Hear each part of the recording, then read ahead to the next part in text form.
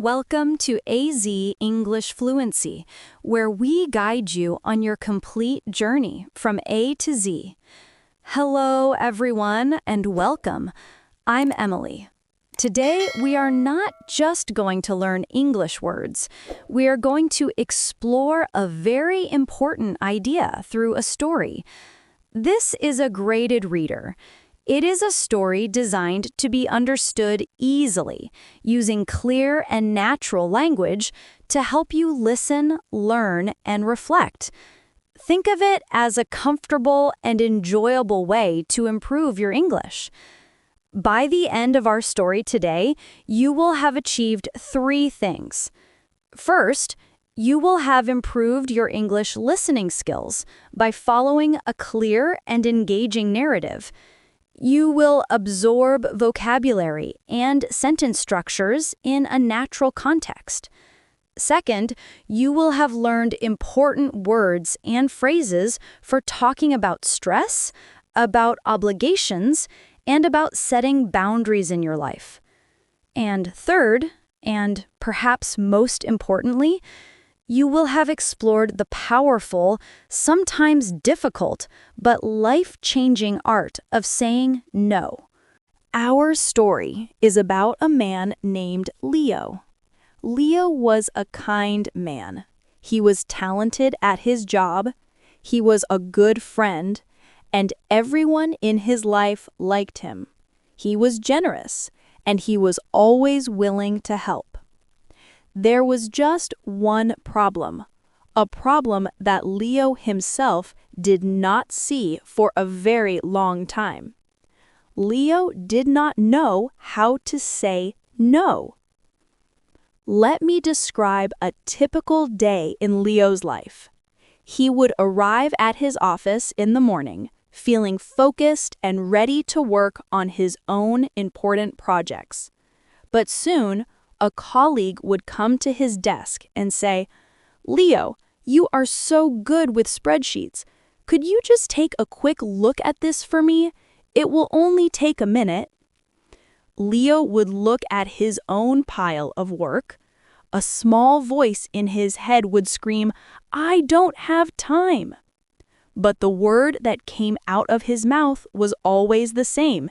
"Yes, of course." The quick look would take an hour. Let's imagine it is a Friday afternoon. Leo is finishing his work, and he is dreaming of a relaxing weekend. His boss comes to his desk, smiling. "Leo, great work this week," the boss says. "Listen, a new client has an urgent request. I need someone to stay a little late and prepare a presentation for Monday morning. You are the best person for the job." Leo's heart would sink. He would think of the book he wanted to read, the walk in the park he wanted to take. He felt a strong desire to say, "I'm sorry, I can't. I have plans." But then he looked at his boss's hopeful face.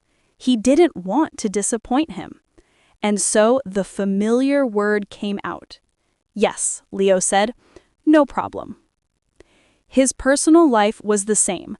A friend would call and say, "Hey Leo, there's a party tonight. You have to come."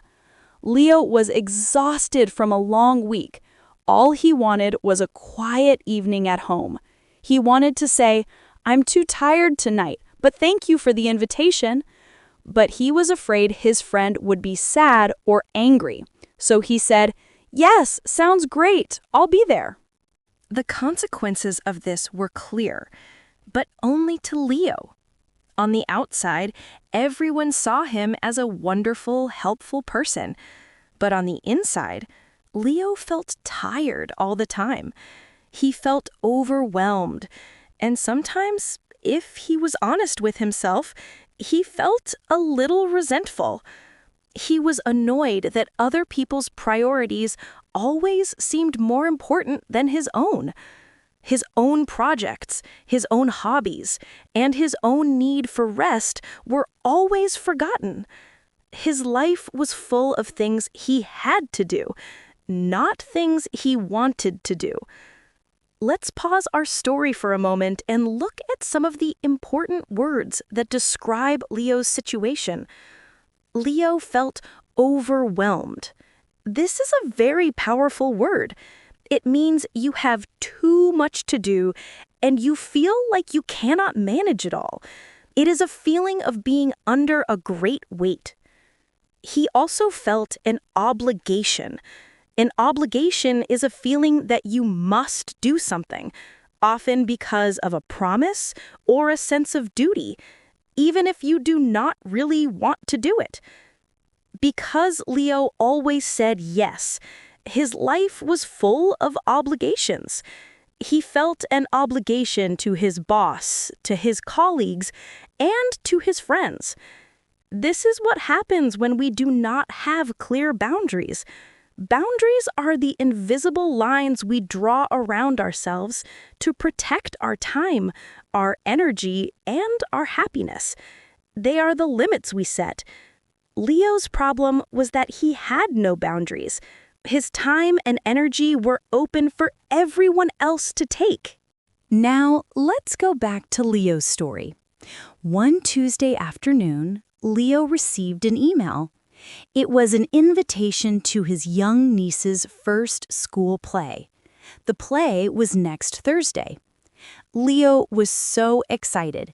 He loved his niece very much, and he promised he would be there. He marked it in his calendar in big red letters, Lily's play.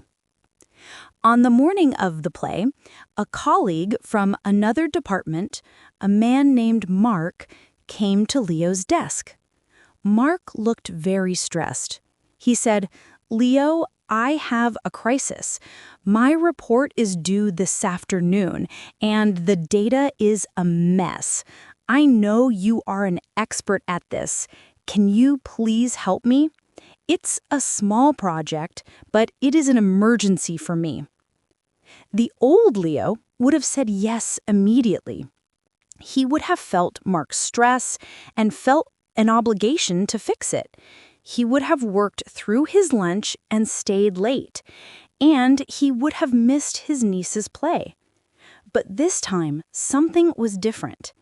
As Mark spoke, Leo remembered the feeling of being overwhelmed. He remembered all the other times he had missed something important for someone else's emergency. He thought about his niece's smiling face, looking for him in the audience. So, Leo took a deep breath. His heart was beating fast. He felt nervous. He didn't want Mark to be angry, but he looked at Mark and he said, kindly but firmly, "I'm sorry, Mark. I know this is important for you, but I can't help today. I have a prior commitment that I cannot change." Mark looked a little surprised, but he just nodded and said, "Oh, okay, no problem. I'll find another way." And he walked away. He wasn't angry. He wasn't upset. He just accepted it. And the feeling that came over Leo was incredible.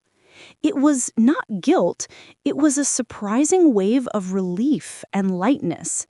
It felt like he had put down a heavy weight he didn't even know he was carrying. That afternoon, he left work on time. He went to the school play, he saw his niece on the stage, and when she saw him in the audience, her face lit up with a huge smile. In that moment, Leo felt truly happy, and for the first time in a long time, he felt truly present. Let's pause our story again. Leo used a very important and useful phrase. He said, "I have a prior commitment." A commitment is a promise or a firm decision to do something. Prior means it came before. So a prior commitment means you already have something important planned that you cannot or will not change.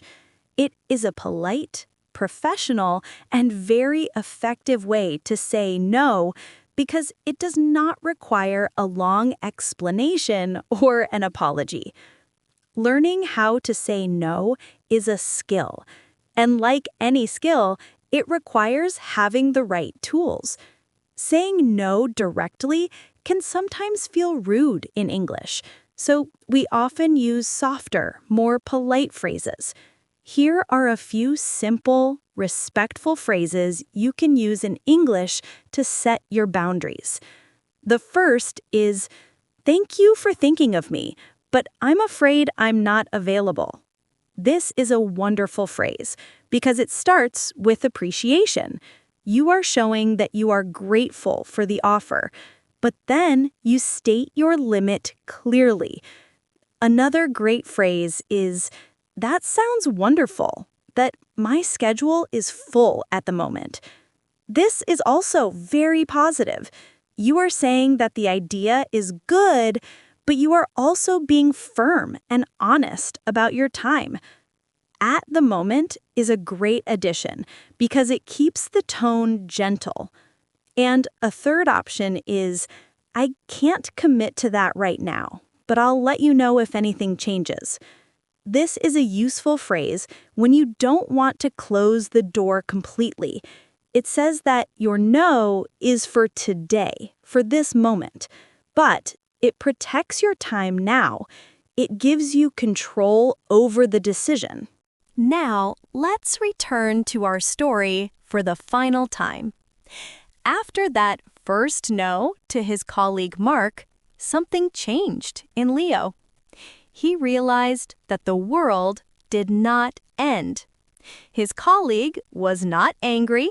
His career was not over. He had simply protected his own promise to himself and his family. So, he started to practice. He said no to small things at first. He said, "I can't talk right now, but I can call you back in an hour." He said no to bigger things. When his boss asked him to take on another extra project, he said, "I would be happy to help, but I will need to deprioritize one of my other tasks to do it. Which one would you like me to move?" And a funny and surprising thing happened. The more Leo set clear boundaries, the more people respected his time. When he was in a meeting, people listened more carefully because they knew his time was valuable.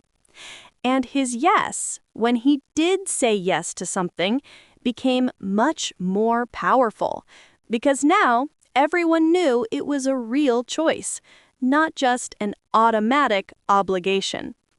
Leo was still a kind and helpful person, but now he was also kind to himself. He had more energy, he had more time for his hobbies and for his own rest. His life was now filled with things he chose to do. Leo's story teaches us a simple but profound lesson. Saying no to others is often about saying yes to yourself. It is saying yes to your well-being, yes to your priorities, and yes to your own happiness. It is not an act of selfishness. It is an act of self-respect. In English and in life, your no is what protects the true value of your yes. And now, as we close our story, I have a question for you to reflect on. What is one small thing in your life that you would like to say no to? What would saying no to that one thing allow you to say yes to? Perhaps it's saying no to watching another hour of TV so you can say yes to your English study. Or maybe it's saying no to an extra project so you can say yes to your own well-being and rest. I invite you to share your thoughts in the comments below. Your story and your reflections might inspire someone else in our community. Thank you for listening to our story today. I hope you found it both helpful for your English and meaningful for your life. If you enjoyed this graded reader and the lesson within it, please make sure you are subscribed to AZ English Fluency, where we will continue to guide you on your complete journey from A to Z. Until next time, be kind to yourself and happy learning.